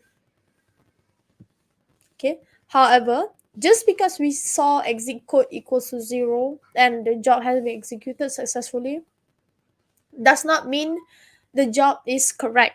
There are a very rare occasion where you will get the exit code equals to 0. However, there is something wrong with your job. For example, if you remember in our previous job, which is job 1, and if I do manipulate the T fixed flow input,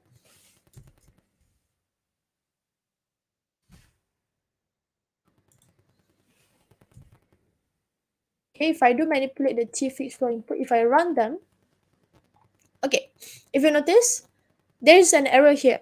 There's an error pop up. It's an obvious error.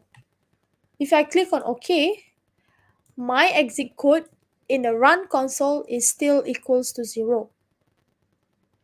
Okay, the run console still equals to 0, meaning that the job has been executed successfully, but there is an error. Okay, so there is one thing that you need to heads up. You need to remember. All right, so now that we have run the job, okay, I have two questions right here. What should I do if I run 2 times, causing the error in tmap1? Causing the error in tmap1. Okay, one thing that I expect if the job throws an error is because if there is something wrong with your tmap, then you might need to fix it. But another possible solution for your case, meaning that running the jobs 2 times causing an error, is if you click on the T file output delimited, click on the component, advanced settings, okay, T file output delimited, component view, advanced settings, untick the throw an error if the file already exists. Click untick the throw an error if the file already exists. This is always being enabled by default because most of the time because if you do disable this option, if you rerun the job again and again, the file, okay, basically the out.csv file right here, okay, this file will be overwrite. Okay, so when it will be overwritten, it can have two situations. Of course, it saves you some resources because you are basically running the job over and over again, and you are basically pointing into the same stuff.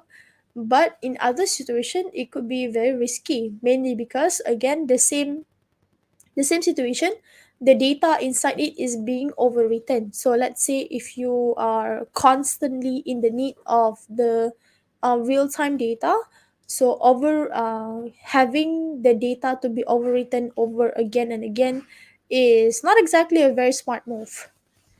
Okay, another question that I have: after the job completed, where does the output located? Okay, if you notice in the T file output delimited here, you can see the file name basically shows you the location of your the location of the output file, and the output file is the name as out.csv. So to find them, so let's go ahead and find this folder, this directory first. So first thing first, program file. Okay, give me a second, program file, and then we have TOS.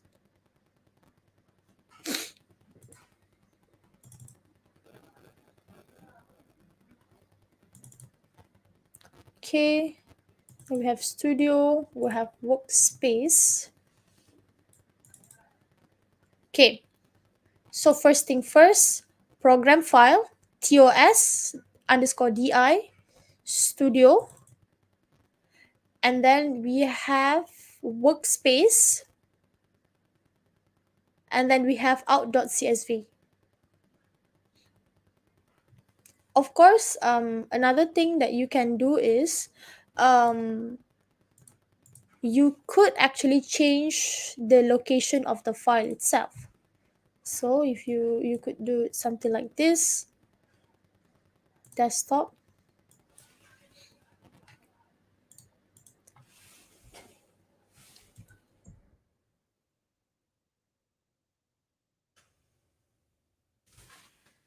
you can change the location of the file if you prefer.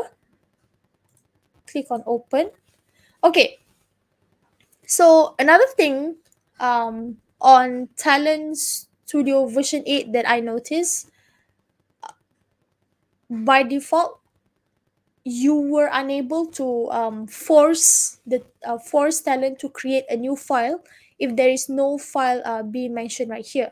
So one thing that you can do is, if this method is not working, another thing that I can suggest for you to do is, okay, first thing first, this is my method.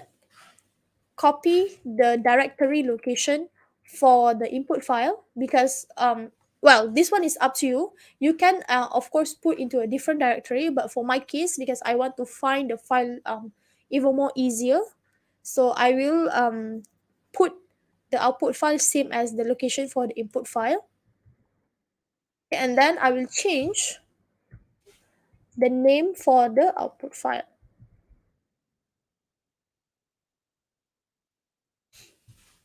Okay, so now I have changed the location pretty much between on the input file. By default, the output file, the default location, I have changed it into the same location as my input file. So let's try.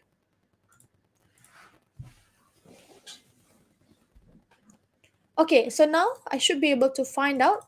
I have my newly created data right here, along with the state that have been corrected. So previously, the states is slightly inconsistent. Some of the data is in lowercase, some of them is in uppercase. So now we are making them consistent with our data structure. So now everything is in the capital letter. Okay. And another thing that you need to remember is, whenever you run something using the input file, you have to make sure the input file is not open at the back, because the job will fail. Talend will not run if your source file is open at the back. What is the best practice for version control, Git or Talend versioning?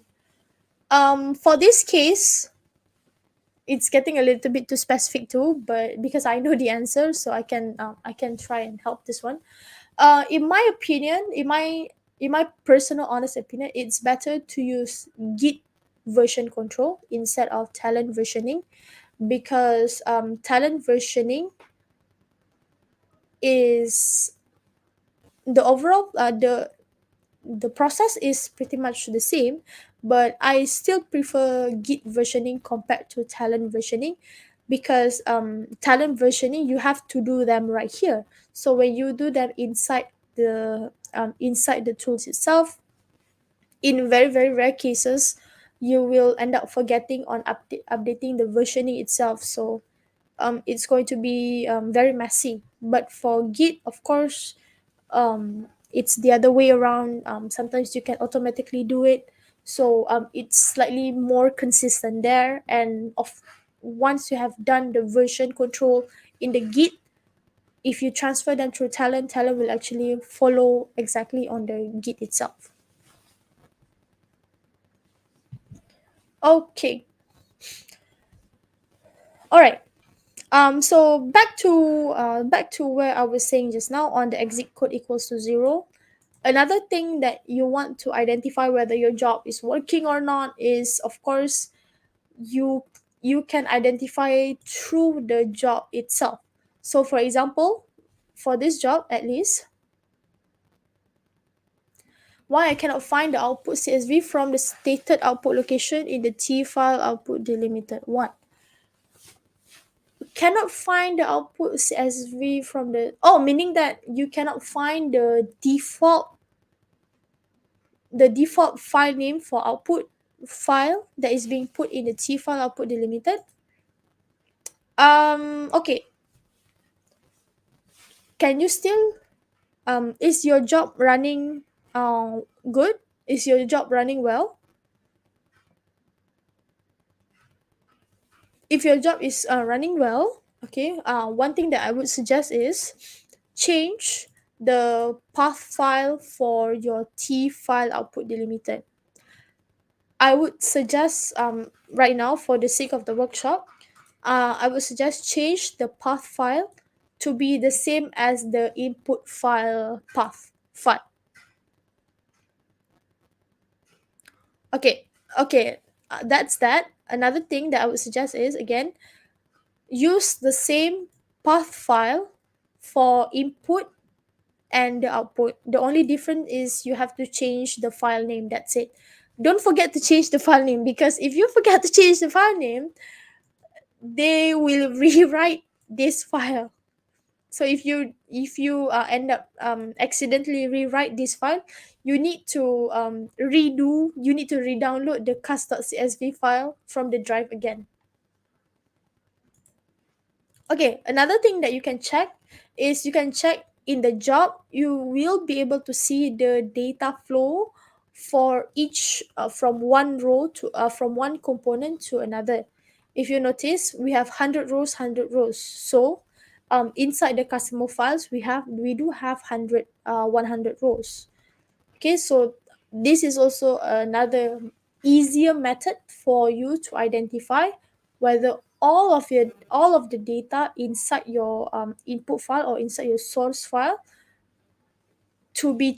all of them to be transferred, all of them, instead of maybe end up missing one of the rows, or maybe a few rows. So then you can go ahead and double check to make sure some of the component is preventing the whole rows of your data to be transferred from one component to another.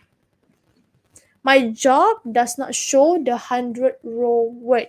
Okay, that means there is something wrong with your job, meaning that even though it says that your job is being executed successfully, there is nothing wrong. So that means there is something wrong inside your component. Output CSV is not display, not exactly. The reason is, okay, one thing that I can one a few possible reason why it happens is, first, you need to check the schema for both of the component must have the same schema. Next is, you need to check sorry you need to check the file name. Make sure the file name is correct. Okay, make sure the field separator is correct. Make sure the header is 1. Next, you need to check on the also same thing applies on the output. File name must be correct, field separator, and then of course the header must be included, and the schema. These few things needs to be checked first to make sure they are correct, they are there.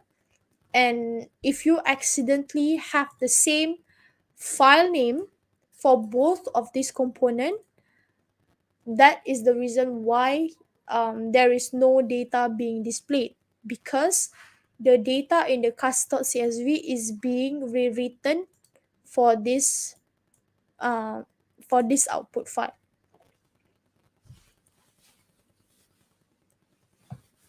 Okay, and of course you have to run the job. If you didn't run the job, then how how how exactly are you going to find out the row, the 100 rows word? Okay, again, for this error, don't be afraid to even though it's red, don't be afraid to read the error, because by reading the error you can actually straight away identify what has been causing your job to fail.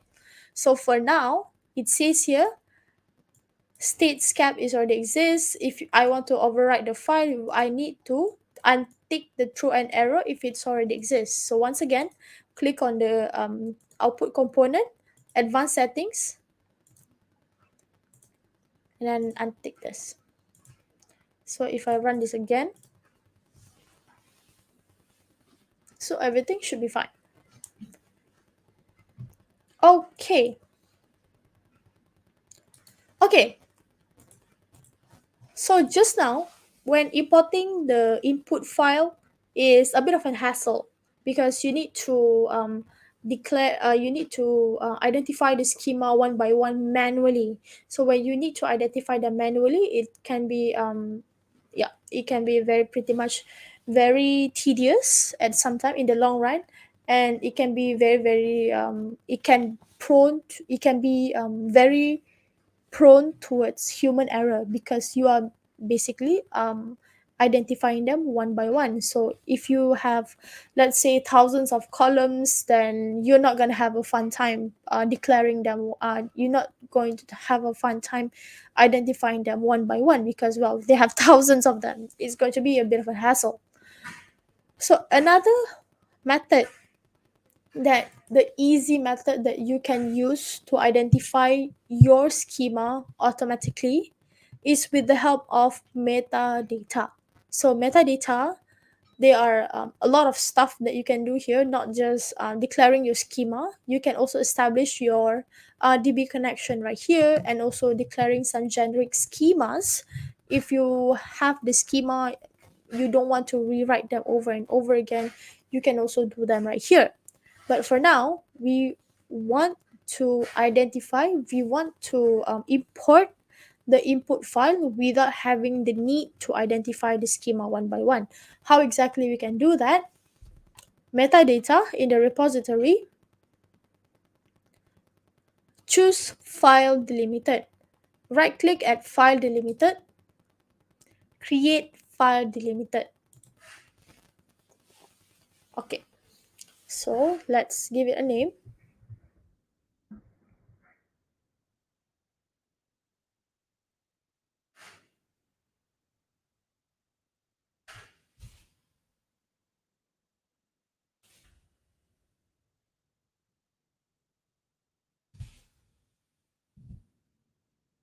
Okay, click on next. File, browse, choose cast.csv, click on open. The format, because currently this format is depending on your device. If you use Windows, use Windows. If you use Mac, if you use iMac, Mac. And then if you use Linux, use Unix. For now, mine is Windows. Click on next. Okay, the file separator, once again, comma,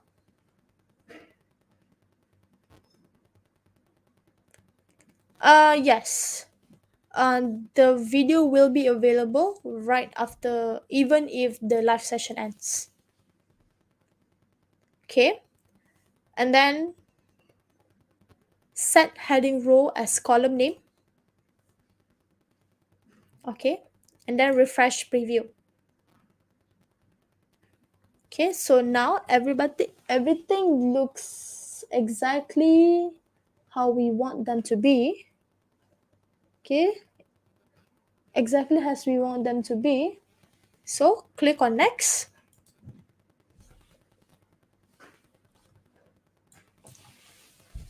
Okay.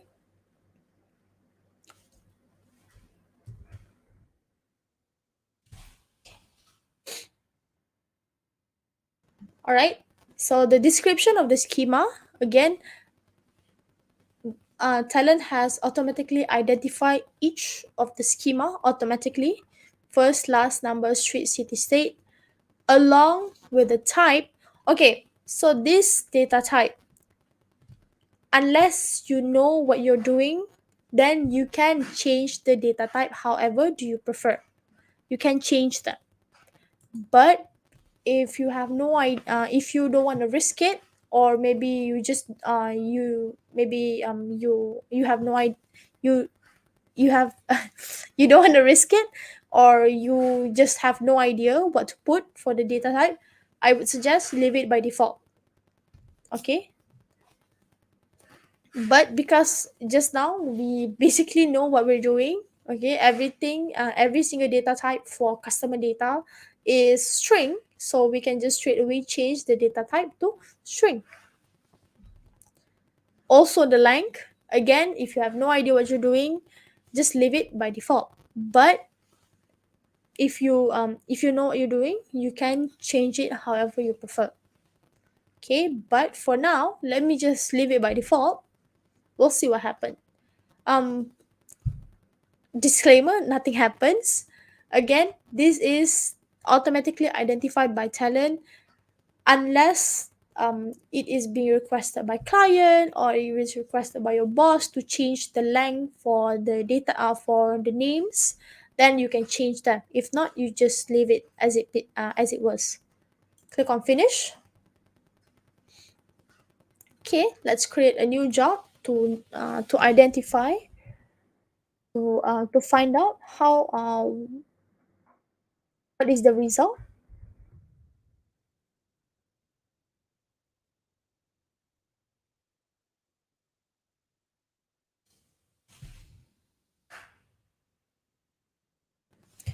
Okay, file delimited, customer metadata. Okay, file delimited, customer metadata.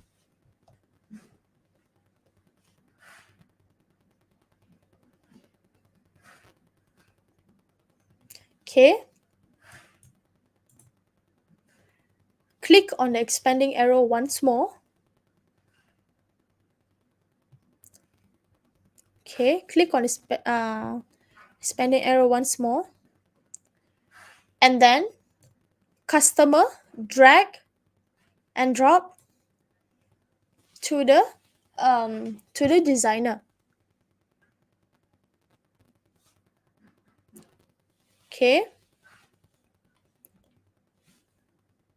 click on OK.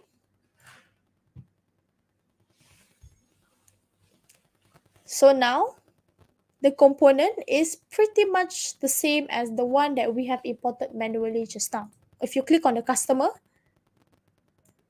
click on the component view, everything has been preset for us. Just now we when we first declaring inside the file delimited section, we have basically preset everything. So now we don't really have to do everything anymore. Even at the schema, if you click on the edit schema, choose view schema, so everything has been preset for us. Okay, so this is another method, an easy way for you to import your source file, okay, into Talend. However, by using this method has its own pros and cons. So these two methods, we have what we call as, the first one is built-in, the second one is repository. So this is the repository method, this is using the built-in method. Okay, the pros and cons for built-in and repository. So let's start with built-in first. So for built-in, of course, you have to identify each one of them manually, one by one, and of course it is very risky, and sometimes if you declare the wrong column name, your job will fail because of that. However, let's say in the in other situation where your boss suddenly says, "Oh, we have an additional column that we needs to add in the new source file. Maybe we need to change some of the we need to change the data type. We need to change some of the name of the column." So if you use the built-in method, you can just apply all those changes right away. So that way it's easier to apply the changes, and you don't really have to do some extra configuration. Okay, for repository, everything has already been preset for you. You only need to declare once, and then that's pretty much it. And another thing that I haven't mentioned is you can share this schema through different jobs. Okay, now I have this schema for this job only. I cannot this is the built-in method. For this method, I cannot share to different jobs. So if I have another job that use the same schema, I have to declare them again. So that way it's a bit messy, it's hard to do. um it's very difficult to very tedious to do that. But on the repository method, I don't really have to worry about that. I declare once, every job can use it, every job can use them. I don't really need to worry. The only drawback from repository method is changing the if you have an additional column that you needs to add in, or if you have some changes, some last minute changes you need to make, it will be very tedious to change them.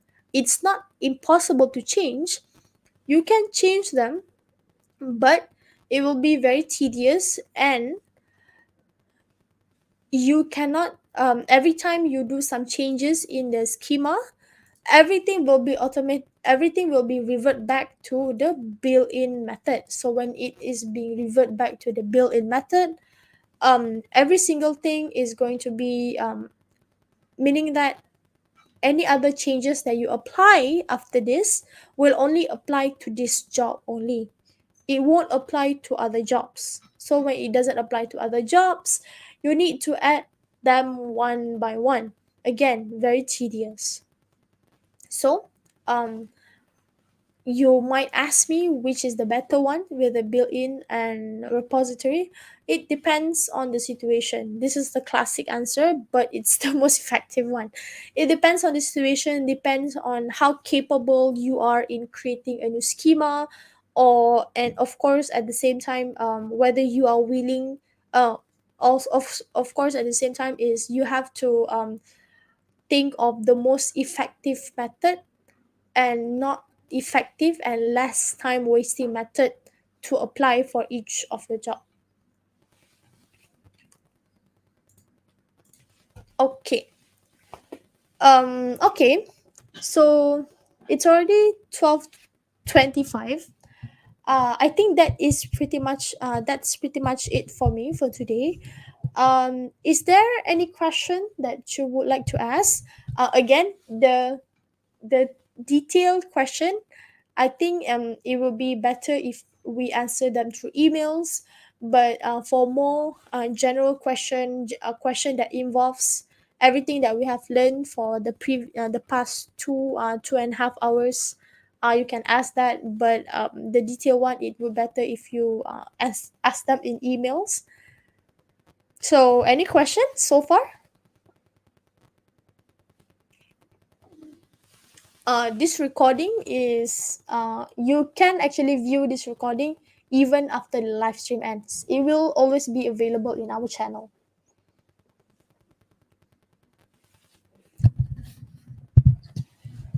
Okay. Okay. So if we have no more question, I that is it for me for today. Thank you very much, everyone, for your willingness to spend your time by spending your time with me for today. And that is it for us for today. Thank you so much for sticking by, and I will see you in the next MDFA. If you have any question, again, in the chat or through email. But other than that, yeah, that is it. Thank you, guys. Bye for now.